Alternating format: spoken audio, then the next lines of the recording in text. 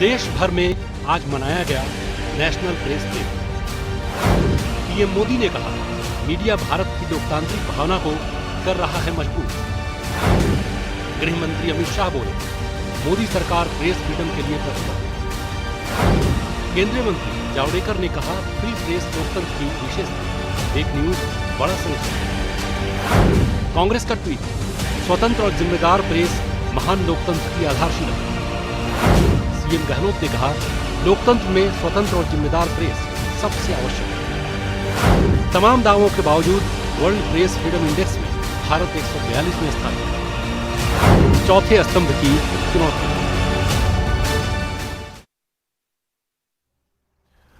नमस्कार, बहुत स्वागत है आपका। प्राइम डिबेट देख रहे हैं आप, आपके साथ मैं जेपी शर्मा। आज नेशनल प्रेस डे है। हम रोज तमाम मुद्दों पर डिबेट में चर्चा करते हैं। चलिए आज हम खुद पर यानी मीडिया पर बात करेंगे। मीडिया के सामने चैलेंजेस पर, मीडिया पर लगने वाले आरोपों पर, मीडिया के सामने चल रहे सर्वाइवल के संकट पर, वक्त के साथ मीडिया में बदलाव की ज़रूरत पर और तमाम दूसरे पहलुओं पर। दरअसल मीडिया को लोकतंत्र का चौथा स्तंभ कहा जाता है, यानी परिपक्व और जिम्मेदार मीडिया की महत्ता इतनी है कि कहीं निर्धारित नहीं होने के बावजूद मीडिया ने खुद को लोकतंत्र का चौथा पाया बना लिया।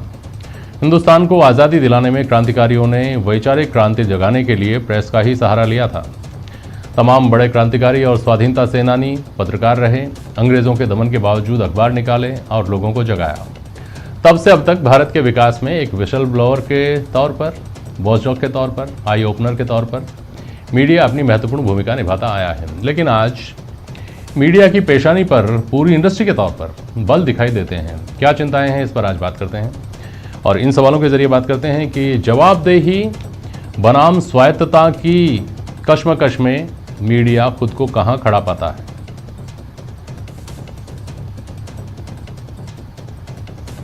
मेन स्ट्रीम मीडिया के लिए सोशल मीडिया कितनी बड़ी चुनौती बनकर उभरा है।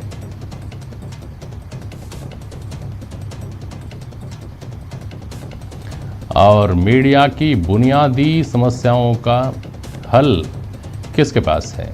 मीडिया के पास, सिस्टम के पास, या दर्शकों के पास, या किसी और के पास?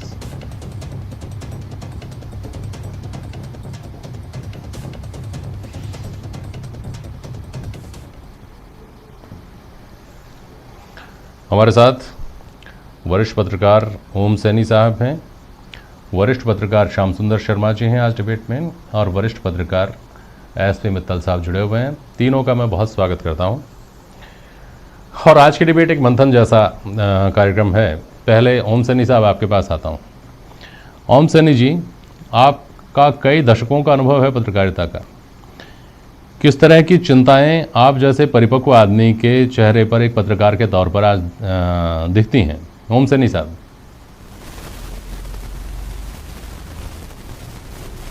देखिए, कुल मिलाकर के जब देश आज़ाद हुआ था तो पंडित नेहरू की लीडरशिप, प्रेस आयोग की स्थापना हुई और प्रेस आयोग बनने के साथ ही मीडिया को एक प्रभावशाली और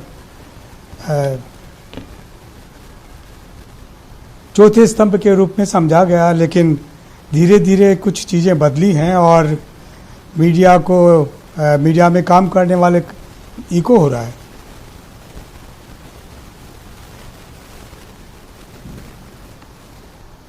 जी, आपकी आवाज़ टीवी पर साफ सुनाई दे रही है, आप फरमाएं। ऐसा लगता है कि जैसे जो जिम्मेवारी समाचार पत्रों पर हुआ करती थी कि वो समाचार और विचार तक सीमित न रहें, एक चेतनशील नागरिक को भी स्थापित करें, वो धीरे धीरे लग रहा है कि चुकता जा रहा है। और पत्रकार जिसका एक स्वरूप समझा जाता था कि वो देश में राजनेताओं को और विभिन्न जो दूसरी संस्थाएं उनके बीच में एक समन्वय स्थापित करेगा, और अगर उनके साथ में अगर कुछ है तो उनकी आलोचना के साथ में उनको स्थापित करेगा, वो सब भी धीरे धीरे समाप्त हो रहा है।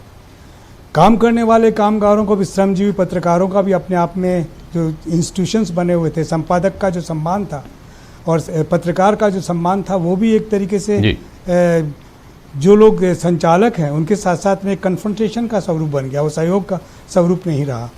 ये सारी चीज़ें हैं जिनको कि आज हम महसूस करते हैं और जिनके कारण बहुत सारी समस्याएं खड़ी हो रही है। आज पत्रकार अपने आप को सुरक्षित नहीं महसूस करता, उसके पास में जो लीगल तरीके से जो रास्ते थे जिनसे कि वो अपने आप को सुरक्षित महसूस किया करता था, वो अब कहीं बहुत ज़्यादा लिबरलाइजेशन के ज़माने में उस तरीके का नहीं है। हायर एंड फायर वाला सिलसिला चल रहा है। ये सब चीज़ें होने के साथ में जो एक दायित्व हुआ करता था ख़ास तौर से कि समाज को हम एक चेतनशील समाज बनाए, वो वाला काम नहीं हो रहा। सिर्फ समाचार और विचार देने तक ही सीमित हो गया और उसमें उसका रोल जो बड़ा स्पष्ट रूप से नज़र आता था वो नहीं है, ऐसा मेरा मानना है। जी ठीक है।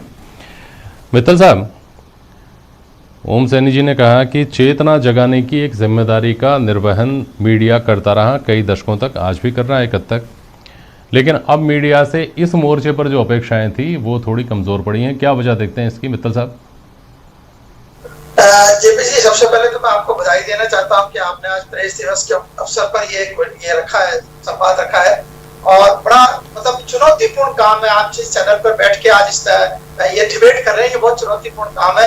उन सब चीजों को ध्यान में रखते हुए मैं ये कहना चाहता हूँ कि एक समय था जब स्वतंत्रता आंदोलन के अंदर जो प्रेस का महत्व था वो हमारे सामने आया था, लेकिन उस टाइम यदि कोई अखबार ब्लैक एंड व्हाइट में निकलता था तो उसमें लिखे हुए का शब्द का असर होता था।